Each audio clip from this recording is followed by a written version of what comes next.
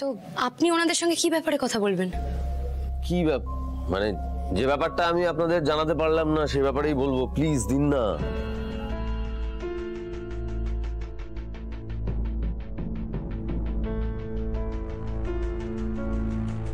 Hello hello hello, হ্যাঁ মেরিনেস থেকে বলছি। আপনার ওই বাচ্চাটির পেটে যে পার্টিকেলস ঢুকেছিল না, একটা ফরেন পার্টিকেলস, বলতে পারেন কি খেয়েছিল? অনেকবার বলেছি আমরা জানি না, আমাদের ছেলেও কিছু জানাচ্ছে না। ওকে ওকে ওকে, বেশ ঠিক আছে, জানাতে হবে না। এটুকু অন্তত বলুন, জন্মদিনের দিন যে গিফটস গুলো পেয়েছিল সেগুলো কোথায়, মানে সেগুলো কি খোলা হয়েছে, কোথায় আছে? না, খোলা হয়নি। এসব গুলি বা কয়েন খাওয়ার ছেলে ও না। বেশ বেশ ঠিক আছে, বুঝেছি। আপনারা ওই গিফটস গুলোর ছবি পাঠাতে পারবেন? ছবি গিফটের? হ্যাঁ, মানে একদম অ্যাজ ইট ইজ, যেরকম জায়গায় আছে পাঠাচ্ছি। পড়েই আছে সব গিফট, কিছু তো ধরাই হয়নি।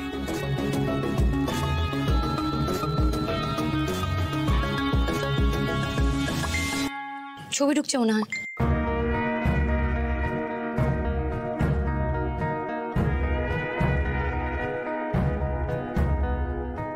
কোথাও তো তেমন কিছু দেখা যাচ্ছে না, মানে খেতে পারে এমন কিছু তো এখানে কিছুই দেখতে পাচ্ছি না, মানে তো খোলাও হয়নি কোনো কিছু। হ্যাঁ, কিন্তু মানে কিছু তো একটা খেয়েছে, তাই না? হতে পারে গিফটের মধ্যে নেই অন্য কিছু। কিছুই পাচ্ছি না। দেখুন, আপনারা তো অনেক বড় ডাক্তার না, আমার মনে হয় আপনারা ওটিটা করেই ফেলুন, পারবেন বের করতে। আপনারা তো জানেন কোথায় কি কিরকম ভাবে আটকে আছে, সবটাই তো জানেন, তাই না? হ্যাঁ, কিন্তু প্লিজ কোনো কিন্তু না, মানে কি কিন্তু কেন বলছেন বলুন? মানে আপনারা কি এরকম কোনো ব্যাপার আছে যে কি আটকে আছে সেটা জানতে না পারলে আপনারা ওটিটা করতে পারবেন না, এরকম কিছু? প্লিজ, সময়ের কাজটা সময় করে ফেলা উচিত। দেখুন, অপারেশন করতে হবে, কথা তো ঠিক। হ্যাঁ, আমি তো হাসিয়ে ওর মুখ থেকে কথা বের করতে পারলাম না, কিন্তু আপনারা, আমি নিশ্চিত ওর পেট থেকে ওই জিনিসটা বের করতে পারবেন। আফটার অল আপনারা সব ট্যালেন্টেড ডাক্তার। এইভাবেই তুমি আমায় ডাক্তারি পরীক্ষার আগেও বলেছিলে আমি সব পারবো। আমার প্রথম বড় সার্জারির আগেও বলেছিলে আমি সব পারবো। আর আজকে দেখো, সব ভুলে গেলেও তুমি কিন্তু পাশে থাকাটা ভুলে যাওনি। আজও তুমি আমাকে সাহস দাও, তুমি আমার শক্তি আদি। অপারেশন হবে, কালই হবে, আর বাচ্চাটা রিলিফও পাবে।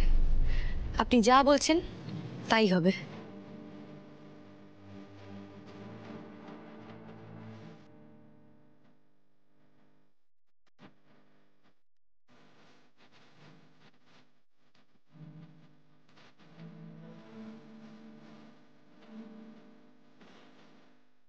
শুভ কাজে যাচ্ছেন না, ভুলে যাবেন না কিন্তু।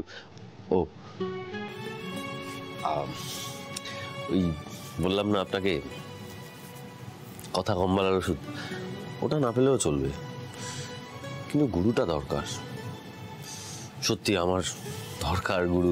আমি না বড্ড ভুলভাল কাজ করে ফেলছি।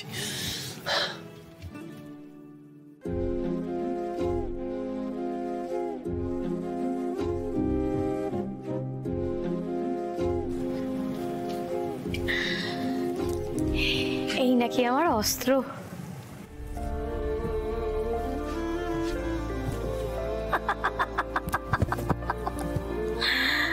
ওরে আদি রে, আমার টুকাই বাবু, এ তুমি কি করছো টুকাই বাবু? তো আমি আরো নতুন করে তোমার প্রেমে পড়ে যাচ্ছি।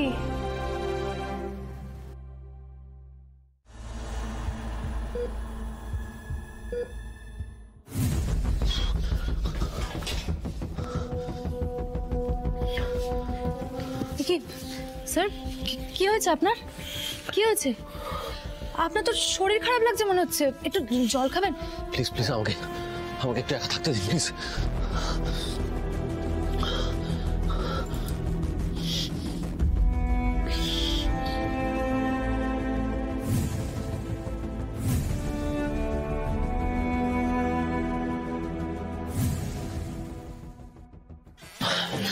আস্তে আস্তে আস্তে, সাবধানে। অপারেশন সাকসেসফুল, এখন আউট অফ ডেঞ্জার। ঘোতন।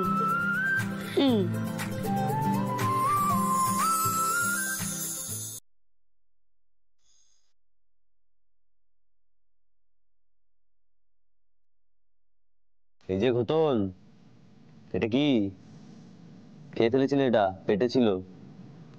এটা রাখো তোমার কাছে, কিন্তু পেটে না, পকেটে। তারপর মা বাবাকে দিয়ে দেবে, যত্ন করে তুলে রাখবে, কেমন? তা তুমি এটা খেয়েছিলে কেন?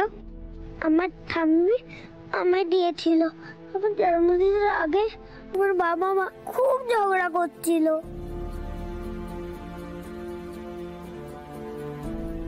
আসলে আসলে আমাদের অফিসে কয়েকদিন লে অফ চলছে, অনেকে কাজ চলে গেছে, তা নিয়ে আমি খুব চিন্তায় ছিলাম।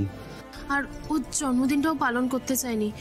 আমি জোর করে জেদ করেছিলাম ওর জন্মদিন পালন করব বলে, আর তাই আমার বাবার কত কষ্ট, টাকা পয়সা না থাকলে আমার বাবা সবকিছু করবে কি করে। আমি ভাবলাম আমি সোনার গয়না যত্ন করে রেখে দিই, যাতে কেউ চুরি করতে না পারে। বাবার লাগলে আমি বাবাকে দেব। তা যত্ন করে রাখার মানেটা কি? হ্যাঁ, আমার পেটের মধ্যে থাকলে কেউ জানতেই পারবে না ওটা কোথায় আছে। জানতে না পারলে চুরিও করতে পারবে না। বাবার লাগলে আমি বাবাকে দেব। আমরা আমরা আর কখনো ঝগড়া করবো না রে। আমাদের না পারাটা তোকে এতটা কষ্ট দেয় বুঝতে পারিনি। আমি আর তোর মা আর কখনো ঝগড়া করবো না। আচ্ছা, ওই জন্যই আমরা সবাই মিলে যখন জিজ্ঞেস করছিলাম তুমি কিছু বলছিলে না, ভাবছিলে যদি কয়েনটা চুরি হয়ে যায়, তাই চুপ করেছিলে। কি হতো বলো তো?